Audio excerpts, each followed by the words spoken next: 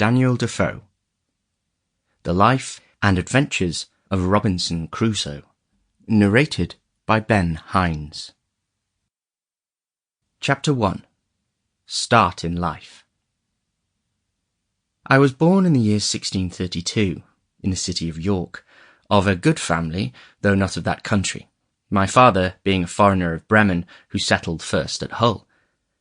He got a good estate by merchandise, and leaving off his trade, lived afterwards at York, from whence he had married my mother, whose relations were named Robinson, a very good family in that country, and from whom I was called Robinson Crusoe.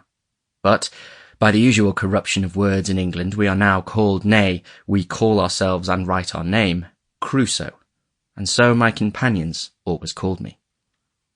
I had 2 elder brothers, one of whom was lieutenant colonel to an English regiment of foot in Flanders, formerly commanded by the famous Colonel Lockhart, and was killed at the battle near Dunkirk against the Spaniards. What became of my second brother I never knew, any more than my father or mother knew what became of me. Being the third son of the family, and not bred to any trade, my head began to be filled very early with rambling thoughts. My father, who was very ancient, had given me a competent share of learning, as far as house education and a country free school generally go, and designed me for the law.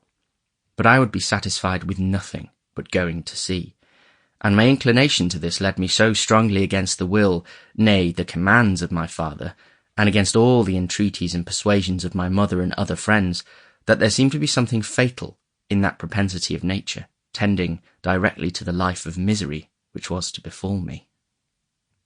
My father, a wise and grave man, gave me serious and excellent counsel against what he foresaw was my design.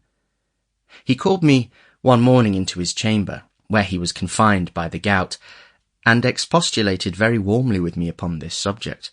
He asked me what reasons, more than a mere wandering inclination, I had for leaving father's house and my native country, where I might be well introduced, and had a prospect of raising my fortune by application and industry with a life of ease and pleasure. He told me it was men of desperate fortunes on one hand, or of aspiring superior fortunes on the other, who went abroad upon adventures to rise by enterprise and make themselves famous in undertakings of a nature out of the common road. That these things were all either too far above me or too far below me, that mine was the middle state, or what might be called the upper station of low life, which he had found by long experience was the best state in the world, the most suited to human happiness, not exposed to... Sample complete. Ready to continue?